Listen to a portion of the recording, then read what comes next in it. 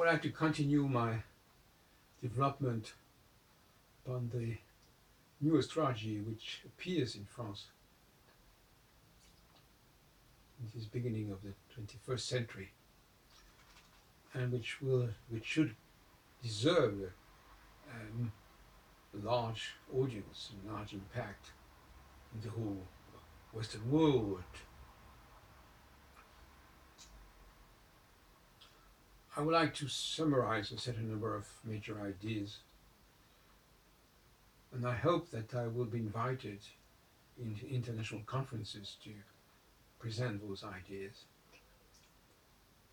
which are rather striking and which really express a real revolution in the astrological thought. First point, which I might consider as important, will be the role of women in the astrological process. As we all know, women are connected with the moon for their sexual life and the process of birth. But we believe in France, at least the school which I represent, believes that there is another major cycle apart from the moon cycle, which is to be considered. It is a Saturn cycle. And as you probably know, Saturn and the moon have many things in common, since they are both controlled by the number 2028. 28 years for Saturn, roughly, and 28 days for the moon. And this is probably what has given to Saturn certain importance in the eyes of ancient societies a long, long time ago. So we are considering the theory of aspects, and we say that aspects have to be a mode of connection between a planet and a star, not between two planets, or obviously not between two stars. And an aspect is something which it's not even a transit, it's not a question of a planet passing on a certain point of the chart. It is something which takes a certain form at a certain moment, a sort of structure which appears when Saturn creates a triangle with two major fixed stars, namely two of the four royal fixed stars, which are Aldebaran, Antares, Regulus, and Formalo. Two of them are part of the triangle, and the third point of the triangle is obviously Saturn itself. So women belong to what we call the first day of the creation in the book of Genesis. And from this point of view, we give much more importance to the connection between astrology and the Old Testament than to astrology and mythology. And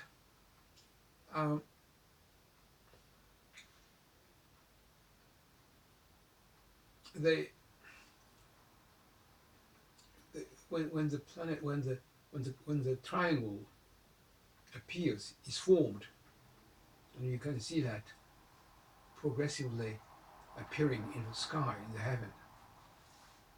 When Saturn reaches the midpoint between two fixed stars, among those that I've just quoted, it develops a process of substructure, subconsciousness, which means humanity doesn't need at this moment any conductor, I would say. I use the expression thinking of an orchestra. at a certain moment the orchestra can work by itself, alone, without any chief. And it's what happened, for instance, in 2011 with the Arabic Spring, when many leaders have fallen, or at least there were an attempt to have them fall, like in 1968 against de Gaulle, exactly under the same triangle. I mean, the same type of triangle. I mean, there are 4 different triangles which differ from the fixed stars which are part of it, but basically it is the same structure and the same signification. And when this triangle vanishes in a certain way, after 3 years and a half, and we pass from a liberal approach, liberal in the meaning of let things develop by themselves without interference, then on the contrary, when the conjunction is at work, when the Saturn is directly conjunct one of the fixed stars, as I have mentioned, then we have an approach which is much more social, which much more give more importance to the intervention of the state in the process. See? So we have alternatively a period of 3 years and a half, which is let things happen, more or less anarchic, without a real heavy structure organizing everything. It supposes that this organization is internal, not external. And when the conjunction is the contrary, we turn to not to believe too much in the internal coherence, but we need to produce an external coherence, which means a certain intervention of the state, of the institutions, of the law, etc. So that is the main model that we have developed in France in the last decades, and I think it should interest astrologers around the world. It is a result of a long history of the French astrology, including people like Gauquelin or Barbeau or Jean-Pierre Nicolas and a few others, who have tried to simplify astrology and to keep the main points of astrology. Paradoxically, in a certain way, an historian has to conclude that this French astrology has separated from the symbolic approach. See? I don't give a dime to the symbolic approach, neither Gauquelin, neither Nicolas, neither Barbeau.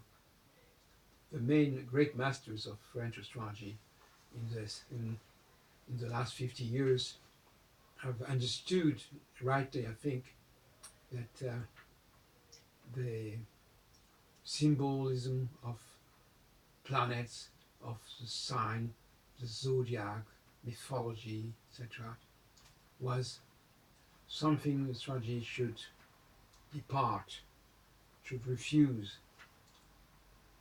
Unfortunately, many astrologers today, even in France, continue to stick to the historical symbolism of the zodiac and of the planet, and I think they are quite wrong. It's not the future of astrology. And as you understand also, the astrology I am introducing here has nothing to do with the chart, with the natal chart. It has something to do with mundane, what you call mundane astrology.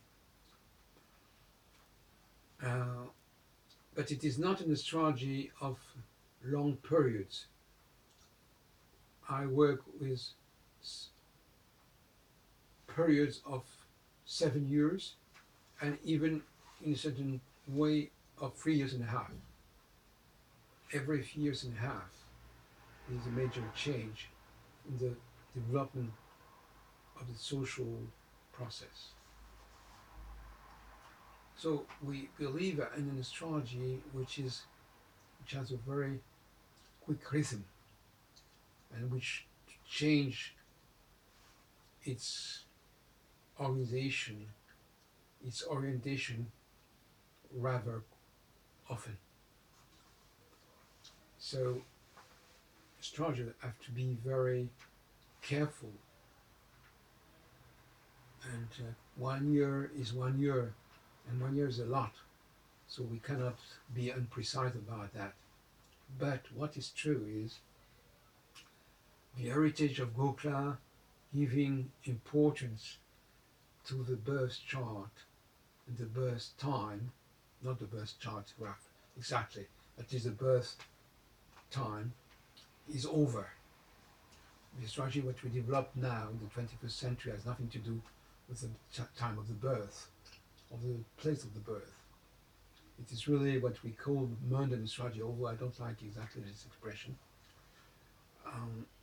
It is not an individual astrology, although we can feel things in ourselves, but we are not the only one to feel them. Every process in astrology is today something which is common to a lot of people at the same time. It is not a personal, individual, and solitary experience. It is something you have to share. And we have also to understand here that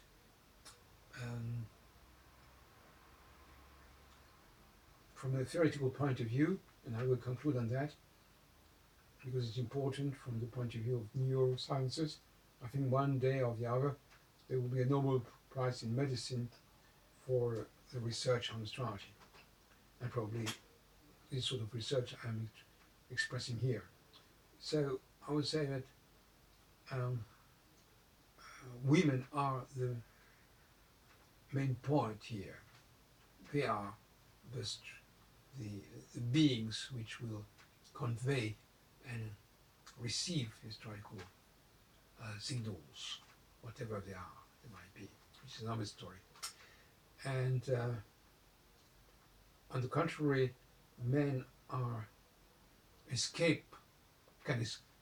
we can say that they escape from the historical pressure. They know this historical pressure through the behavior of women, but they are not by themselves directly feeling that in their body. It's wrong to feel that. And that's why and the relationship of mankind to astrology is rather ambiguous, because for women astrology is a major determinism, while for men it isn't, and which means that men have a more freedom of choice,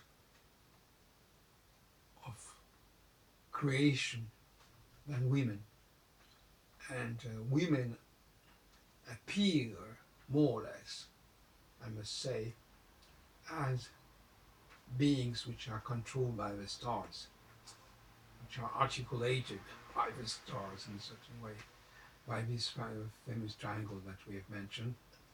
But when this triangle stops, it's also very meaningful for women in an opposite way, in a reverse way. So men are more, in general, men have the capacity of being free, of freeing themselves from all sorts of obligations, starting with the 9 months of waiting for the birth of a child, which it is given to the women, not to men. Men start things, start processing, but they leave to women the role of continuing the process which have been engaged initially by themselves. I know.